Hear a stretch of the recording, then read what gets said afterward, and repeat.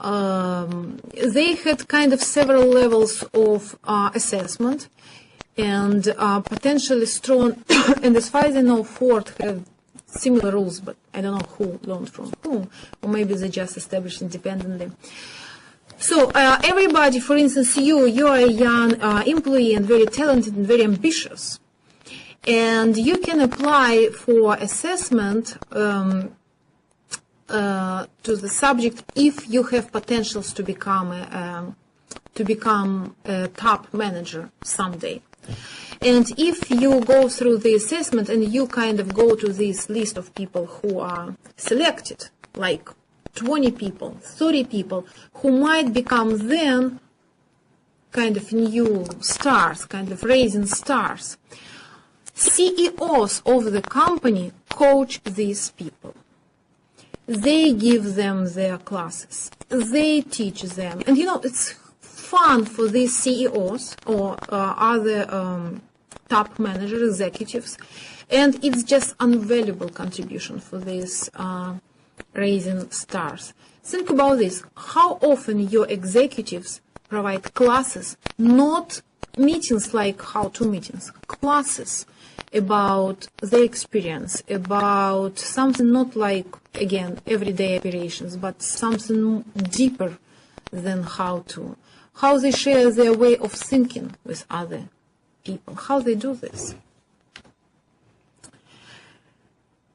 Adding to the knowledge base, and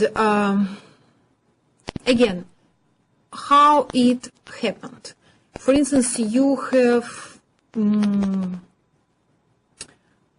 project, and this new project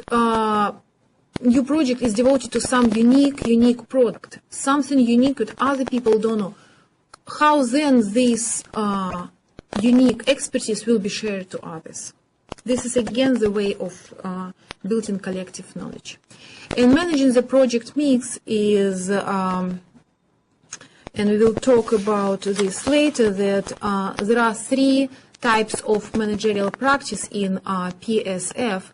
The first one is expertise, the second is experience, and the third is efficiency, where expertise is a very unique kind of set of projects, set of expertise, and experience is based on kind of more established practice in this company. It's kind of what we've done last 10 years, and we can just offer the market like our experience. And efficiency, it's more like, some companies help small non-profit organizations write grants. It's not like special expertise or experience. It's almost like efficiency. It's not expensive. They know how to do this. They help you. They send this. It works. So there are three types of knowledge. The most demanding is expertise, less experience, and less efficiency. It's great if they combine sometimes in the project. Unfortunately, we have usually like this low level, middle level, and elite. And how usually happened. But if you can combine these professionals from different levels to one project and they can learn from each other, this is again the way to manage collective knowledge. I promised you to talk about asset management, and I believe this is just the most important part of building collective knowledge in your company.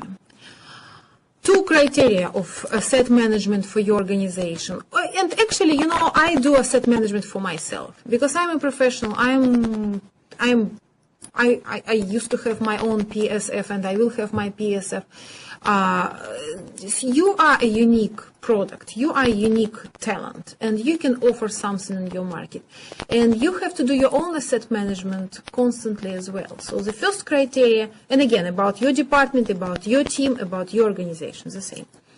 The first criteria is skills, talent, and knowledge and ability which your company, or you, or project, etc., possess. The good question is, anything new at the last year? Anything unique at the last year, or we just repeat the same again?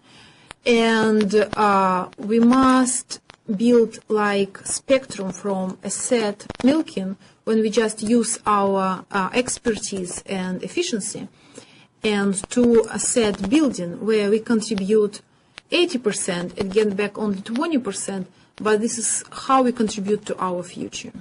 So what skills, talents, and knowledge we possessed new for the last year, compare with previous. And the second is about clients' relations and reputation. You see, the first criteria is inside of your company, the second outside of your company, internal relations and external relations. Again, about your customers, number, repeated request, depth of relations, and new clients. Sometimes we feel very much relaxed because we have couple strong VIP clients and they are always with us, but it means that we are not good in asset management. So it's important because it's about depth of relation and it's about repeated request, and these two are great. So please keep these VIP clients. Of course, they are brilliant, but don't forget about new clients. Because this is your way to future. How to conduct asset management? To this criteria, how to conduct this? A look back mix evaluation, a measure a reward skill transfer, a measure and reward client satisfaction. And again, you can read about this in Meister book, but the idea is that yes, do this evaluation like we do course evaluation. Every class we do course evaluation in our school. Yes, this is asset management. And when I read your evaluation, I think about this. And when I read my course evaluation from my executive education classes, when I read my feedback from my clients in consulting, I think about this. This is kind of my feedback. So this is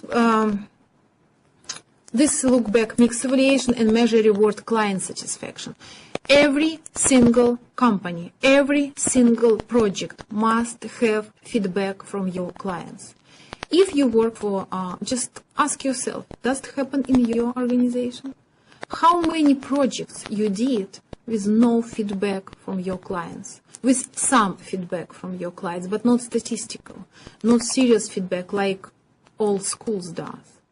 All schools do this, and that's why it's good. But many organizations, they don't. Measure and reward skill transfer. This is what I talked before. Establish these rules and then measure this. How many presentations I did last year for my organization? How many individual sessions with other employees I did last year? This is a question which you're supposed to ask me in my evaluation. And if I work just for myself and didn't contribute anything back, didn't share my knowledge, I must have a low kind of grade, and I must think about this. Asset management of executives. Yes. Our executives sometimes, again, in knowledge management, they become relaxed and they become focused. They already achieved everything what they wanted to achieve. And they are busy with maybe, their main stakeholders. But it's great if they ask themselves, what changed in my professional level? What new knowledge I have? It might be knowledge how to manage negotiations. But if he or she does these negotiations 15 last years, maybe it's nothing new. Maybe it's not some another knowledge of maybe something budgeting, something new, something what he or she doesn't know, but now she knows. This is about collective knowledge in your company and individual knowledge as well. Because if our top managers kind of relaxed, and it's hard to motivate other people to develop themselves. So it's the approach number one, how to do look back mix evaluation. Each project, at the end of the project, you look back and you ask this question. Does it allow to trade juniors? Does it increase clients' relations? Does it allow, etc., etc., etc.? And about each single project, you evaluate this from grade 1 to 5. Every single